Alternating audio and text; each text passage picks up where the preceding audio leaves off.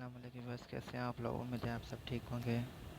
आज हम इलेक्ट्रोथेरेपी में motor points, common motor points discuss करेंगे कि कौन से मसल का मोटर पॉइंट कहाँ लाया करता है। ठीक है, तो सबसे पहले हमारे पास हैं हमारे एंटीयर कॉमन मोटर पॉइंट। ठीक है, सबसे पहले हमारा है, हम पढ़ेंगे anterior aspect of right arm. ठीक है, तो राइट आर्म के जो एंटीयर पोर्शन है वहाँ मसल फाइबर्स किस तरह है, उनके मोटर पॉइंट किस किस तरह है। तो ये जो डायग्राम है इसमें मतलब कि जो डॉट्स में ये मोटर पर डिस्कस किए हुए हैं कि कौन से मसल का मोटर पॉइंट कैसे है। जैसे कि ये वाला हमारा डेल्टोइड के मिडल फाइबर्स का मोटर पॉइंट है और ये ऊपर वाला हमारा एंटीरियर फाइबर्स का है। ठीक है, तो इस तरह ये सारे मसल्स के जो है ना मोटर पॉइंट यहाँ डिस्कस किए हुए हैं। ठीक है, तो ये जस्ट मोटर पार्ट्स का पता होना चाहिए कि मॉडलिटीज़ के लिए हमारा बड़ा इम्पोर्टेंट रोल होता है इन मोटर पॉइंट्स को पता करना कि कौन से मसल का मोटर पॉइंट कौन कौन से होते हैं। तो बेसिकली इसमें बस जस्ट आपको देखना होता है कि जैसे कि आप पता है कि एक मसल है उसकी ओरिजिनल इंसर्शन कैसे है। ठीक है, तो उससे रिलेटेड ही उसकी मतलब के मोटर पॉइंट्स प्रेजेंट होते हैं। तो ये मसल के ये हमारे एंटीरियर एस्पेक्ट है जो आर्म है उसके मोटर पॉइंट्स हैं। ठीक है, अब ये हमारे जो मोटर पॉइंट्स हैं ना वो पोस्चर एस्पेक्ट के हैं। ठीक है, तो पोस्चर पोर्शन पे मोटर पॉइंट्स किस किस तरह हैं।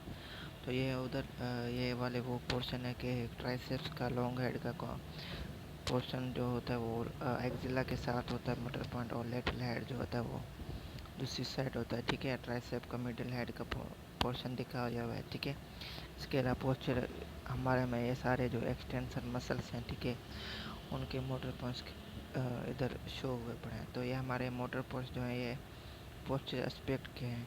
ठीक है, अच्छा, उसके बाद ये हमारा जो एंटीरियर जो थाई वाला पोर्शन होता है उसके मोटर पॉइंट्स हैं। ठीक है, तो सार्टोरियस मसल का मोटर पॉइंट्स दिया हुआ है, टेंसर फेशिया लेटा का, रेक्टस फेमोरिस का, वेस्टस लेटरलिस मीडियलिस का। ठीक है, नीचे हमारा पेरोनियस लॉन्गस, उसके नीचे एक्सटेंसर, साइड में हमारा टिपिलस interior, peroneus Bravais, extensor हेलिस longus. ठीक है, और एक्सटेंसर ब्रेवियस। ठीक है, ये सारे मोटर पॉइंट्स हमारे एंटी एस्पेक्ट जो राइट लेग होता है उसके हैं। ठीक है, उसके बाद है हमारा ये हमारा जो पोस्चर ही जो आ जाते हैं। ठीक है, उसमें ग्लूट्स मसल आ गया, बाइसेप्स फेमोरिस है, सेमिम्ब्रेनस है, बिटिनस गैस्ट्रोक्नीमस आ गया। ठीक है, सोलियस मसल आ गया। ठीक है, flexor hallucis longus, flexor longus, tibialis posterior, ये सारे उनके मोटर पॉइंट्स इधर मेंशन हुए पड़े हैं। और ये हमारे बेसिकली जो राइट लेग उसके पोस्चर एस्पेक्ट के मोटर पॉइंट्स हैं। ठीक है, अच्छा, उसके बाद है हमारा मोटर पॉइंट्स हम muscle supplied by facial nerve, जो हमारी फेशियल नर्व है। ठीक है, वहाँ वहाँ पे कौन कौन से मोटर पॉइंट्स आते हैं। ठीक है, तो ये सारे वहाँ के मोटर पॉइंट्स हैं। ठीक है, फेस के। उसके बाद है मोटर पॉइंट्स ऑफ बैक। तो ये जो मोटर पॉइंट्स हैं ये इसमें बैक के जो मोटर पॉइंट्स हैं मसल्स हैं। ठीक है, उसके मोटर पॉइंट्स इधर डिस्कस किए हुए हैं सारे, ये इधर पोर्शन में आए हैं। तो एग्ज़ाम पॉइंट ऑफ व्यू से ये हमारे मोटर पॉइंट्स बहुत ही इंपॉर्टेंट है। ठीक है, तो एग्ज़ाम में कुछ भी तरह पूछ सकते हैं। अगर शॉर्ट पॉइंट ऑफ व्यू से देखें तो फेस और बैक के मसल के मोटर पॉइंट्स पूछते हैं। बाकी लॉन्ग के लिए वो हमारे ज़्यादातर आर्म के जो एंटी एस्पेक्ट है वो वाला क्वेश्चन आता रहता है। ठीक है,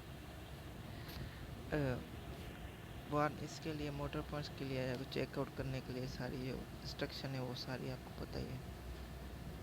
उसके बाद है स्ट्रेंथ ड्यूरेशन कर्व। अब जो स्ट्रेंथ ड्यूरेशन जो कर्व होता है ये रिलेशनशिप दिखाते हैं हमारे मैग्नीट्यूड जो होता है वो हमारा चेंज ऑफ स्टिमुलस और ड्यूरेशन ऑफ स्टिमुलस के दरमियान, मतलब कि स्टिमुलस का जो चेंज होना और उसके ड्यूरेशन का जो चेंज होना इनके दरमियान रिलेशनशिप दिखाता है। ठीक है, तो ये बेसिकली इसमें सबसे पहले हमारा नवालिन डीजनरेशन।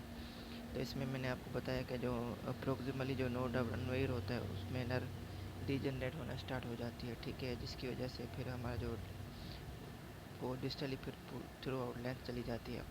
उसके बाद अगर कोई भी सेल में कोई डेब्रिस प्रेजेंट है तो मैक्रोफेज की एक्टिविटी वजह से वो क्लियर हो जाता है। ठीक है, और इसकी जो नर्व की अगर कोई वलेरियन रीजनरेशन हो गई है, ठीक है, तो इसको रीजनरेट होने के लिए 21 डेज़ का मतलब कि ड्यूरेशन होता है, जिसमें हम हमारी जो नर्व है वो रीजनरेट होना स्टार्ट होती है, ठीक है। उसके बाद नर्व जनरेशन के पॉइंट्स के जो रीजनरेशन होते हैं एक्सोन्स और उसके, ठीक है, वो क्या करते हैं अपने ब्रांचेस को सेंड करते हैं जो कि माइग्रेट होके वो फिर हमारे ग्रो होके न्यूरोडोम में चले जाते हैं। और जो ग्रोथ रेट जो होता है वो हमारा 1 mm पर डे होता है, ठीक है। और ये जो होता है अनइवनली अकर करता है, ठीक है। फैक्टर है जो कि रेट ऑफ रीजनरेशन पे एक्ट करते हैं वो है एज अ पेशेंट, जो कि हमारे यंग यंगर एज वालों में ज़्यादा फास्ट होती है। साइट ऑफ लाइन मतलब कि अगर प्रोक्सिमल पार्ट है, ठीक है, स्पाइनल कॉर्ड का देखा जाए तो उसमें उसकी रीजनरेशन ज़्यादा जल्दी होती है। इसके अलावा नेचर ऑफ लाइन के वो फास्टर होती है अगर इन पोस्टनियर जनरेशन है, ठीक है। नर्व इंजरी तो मैंने डिस्कस कर लिया था कि न्यूरोप्रैक्टिया लॉस ऑफ इंडक्शन वगैरह नर्व कंडक्शन पॉसिबल होती है, लेकिन के sensory part frequently less effect होता है। अदर टू मशीन में एकदम डिसरप्शन हो जाती है, वॉलियन जनरेशन होती है, ठीक है। न्यूरो मसल में भी डिसरप्शन होती है और सर्जरी रिक्वायर्ड होती है, ठीक है। ये सारी चीज़ें होती हैं।